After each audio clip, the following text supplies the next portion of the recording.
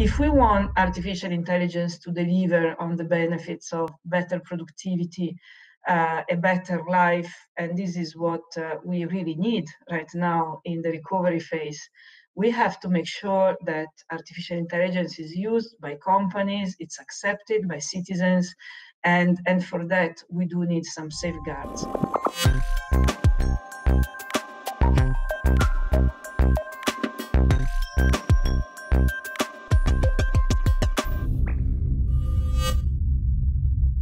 Speed and data are the new currency. Speed and data mean power today. To be more precise, access to data at speed and leveraging this data to make the most optimal decision possible is what is important right now. And we saw in the race of the different countries around AI, we could see the reflection in the mirror in this COVID pandemic. Each major economy had a different approach.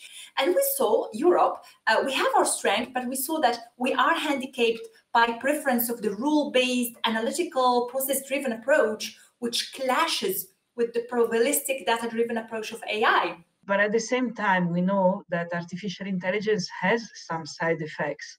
It is opaque. Sometimes we are not able to explain how it works. And sometimes when we don't know how it works, it may violate some of our rights. AI is necessarily opaque. That's not true. We can demand to keep track of how it was developed, who developed it for what reasons, and we should be able to have transparency about what was considered an acceptable system for release. We cannot hold machines to account, so we shouldn't talk about, honestly, we should not talk about trusting machines. We should not talk about responsible technology.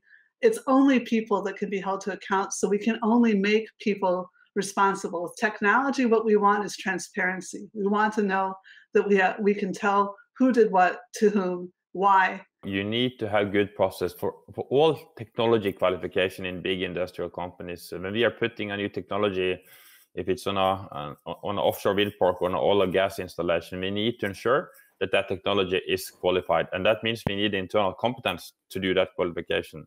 The change is that we are moving from mainly hardware technology to software being integrated in everything, and software including AI algorithms. And I would say that there's actually, by and large, adequate law because artificial intelligence is a manufactured output. And we already know that corporations are liable for producing good artifacts if they're selling them.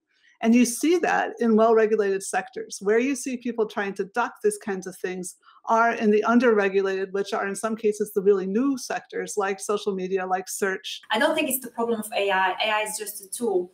What can be a problem is the business model. So, to your previous question, for example, social media, the business model is to get more clicks.